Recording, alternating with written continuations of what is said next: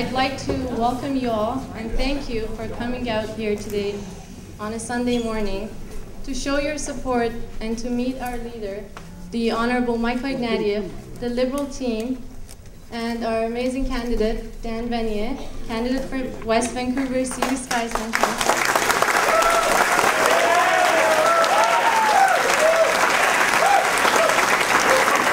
I'm going to let Dan impress you.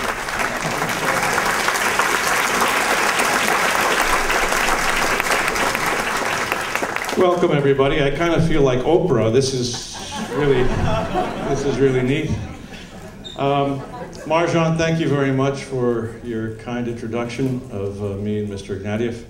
I would like to say, before I introduce Mr. Ignatieff, a special hello to Mrs. Ignatieff. Mrs. Ignatieff, where are you? Could you come and say hello, please?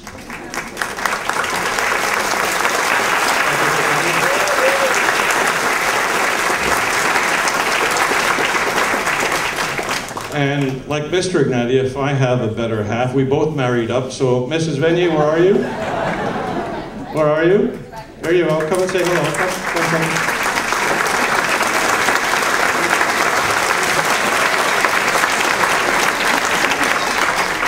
I think we did pretty good, sir. Yeah.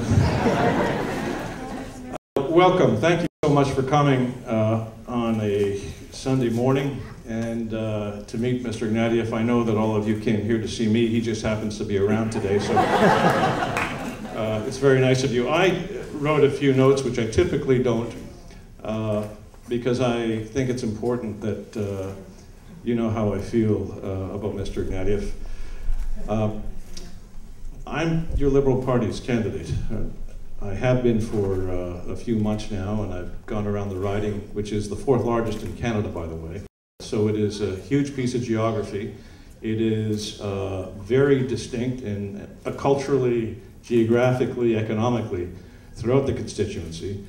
We are by far in West Vancouver the most economically blessed parts of the constituency, but there are others that are not as well off as we are by a long stretch.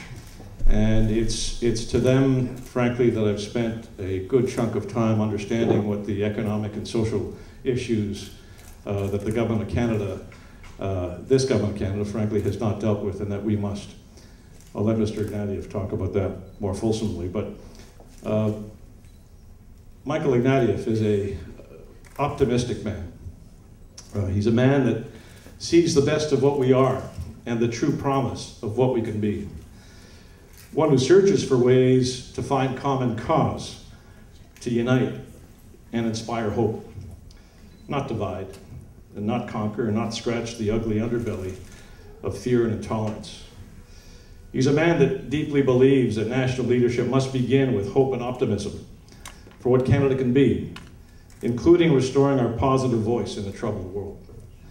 He's a man who believes that national leadership is vital to shaping a Canada that's caring, highly educated, outward-looking, innovative, and offers equality of opportunity to all Canadians. Michael Ignatieff, you've heard that he's just visiting, of course. He's visited every corner of the country over the last several months, meeting large groups, small groups, and interacting one-on-one with thousands of Canadians. He's been more than paying his dues as a national leader. He's written 17 books, widely acclaimed international bestsellers. He reminded me earlier that they may not have been all international bestsellers, but I want you to think so. He was a teacher at many of the world's leading universities, as you know. He has reported from war zones and strife-ridden countries for most of his adult life, taken huge personal risks as a consequence of those journeys. He is a champion of human rights. He's from a family of distinguished builders and creators with deep roots in Canada going back to Confederation. Need not be said, I suppose, but sometimes as we gauge national leaders, we need to take a hard look at those who propose to stand and be Prime Minister. Michael Ignatieff, if you haven't seen that so far up close, I could tell you that he's a man of great intelligence, of grace, of dignity, of humility, and of integrity. He's got a profound love for his country. I'm a candidate for public office. I've never run for dog catcher in my life. I'm a candidate for public office primarily for one reason, and his name is Michael Ignatieff.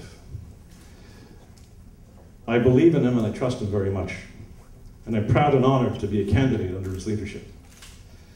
Mr. Ignatieff was called upon to serve at the pinnacle of his career.